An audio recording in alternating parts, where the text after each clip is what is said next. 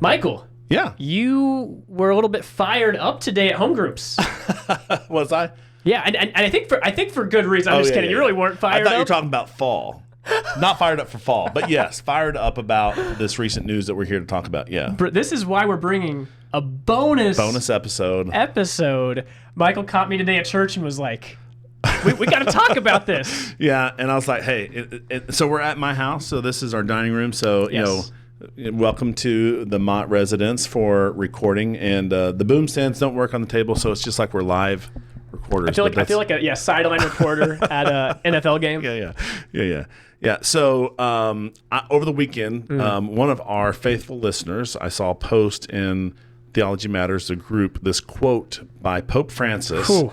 And you have it ready, but he was really asking, like, how can we reconcile this with the titles of the Vicar of Christ? That the Roman Catholic Church is, they would believe that it is God's ordained organization and ministry to bring the gospel to the world. And you might expect that they would say, you got to be Catholic. It's Catholic or bust. Right, Catholic or bust. You would think that this is the quote from Pope Frankie. All religions are paths to God. I will use an analogy. They're like different languages that express the divine. And this kind of set a little firestorm inside the Catholic Church, being like, what? Right. Yeah, and I think the fuller quote even talks about different religions. That I saw, but that's enough for you to hear. And you might think, wow, this guy has really strayed from the teaching of the Catholic Church. You might think that. Yeah, you would think that. Whoa, guy is. But crazily enough, the catechisms. I think these catechisms came out in Vatican II. They really support what he's saying. It's not. It's not too far afield of what the catechisms would say. Yeah, I was reading some Catholic sources on this story because I was like, this is weird. And this guy totally backed him up and said, hey, actually check our catechism. He's not really off base. If you read it, in context, read, questions 841 to 850.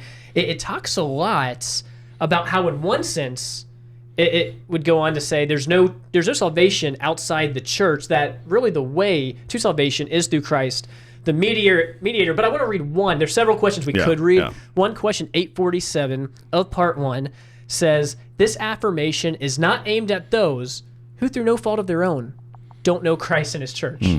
And in the answer, it talks about if you're sincerity of hearts and you try to live by your conscience, then they too may achieve eternal salvation. There's also a few questions back. They have a little question about what's the church's relationship with the Muslims, questions 841.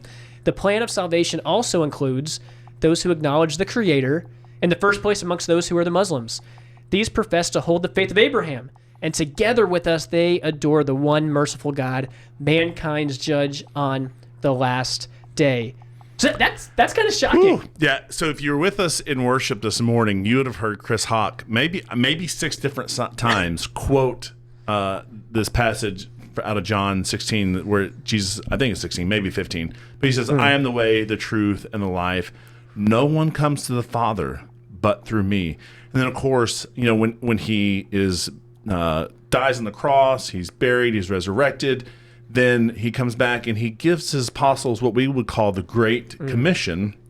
But by this logic, I shouldn't be giving people who don't know the gospel, because now I could be damning them. If I give them the gospel and they reject it, I could be damning them. But if they just don't know their own fault, then they're going to be good, which kind of turns all the idea of the whole New Testament, because you're going to be my witnesses here in Jerusalem, Judea, Samaria, the other parts of the world. It's like, no, Jesus, we don't want to be doing that, because if they're really kind of in the church, even though they don't know it.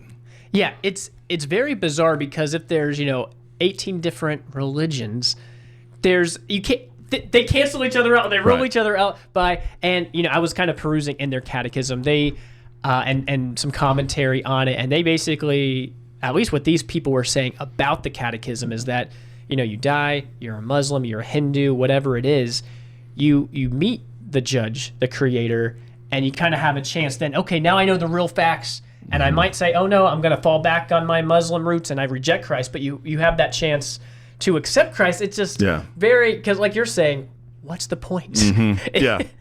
Well, and there's verses that talk about, and I'm going to misquote this. This is either in like Hebrews or James, where it says, it's appointed unto every man wants to live, and then the judgment. What is it? Something closer to that? Yeah, exactly. Yeah. I'm trying to think of exactly where that is. It's important unto every man wants to die, and then the judgment. Yeah. So, if you die and then there's the judgment, you're not going to get this chance to. That's why the Great Commission, like you're saying, is so important, and there's urgency behind it, and so couldn't have been more timely this Sunday morning. I am the way, and the truth, and the life, over and over and over again. Yeah, and we're looking forward to October, which is Reformation Month, and you might have some bonus episodes coming out that deal with the Reformation and some of the solas out there. So I'm looking at you, Pope Francis. He's 87. I don't know how good he is with technology, but maybe he subscribes. Maybe he should subscribe and listen. Maybe we can set him straight. Yeah. Does he speak English? I'm sure he does. I'm sure he's a pretty learned man, but maybe we might need to translate it into his native tongue. So we'll have to figure out what that is. All right. Yeah. Anything else on this Pope Francis? I've got nothing else. I think, but as we talk about the solas, we'll talk a lot about the Catholic Church, at least from going back in time, but a lot of that really stands even more true today after the Council of Trent and all these things. Yeah.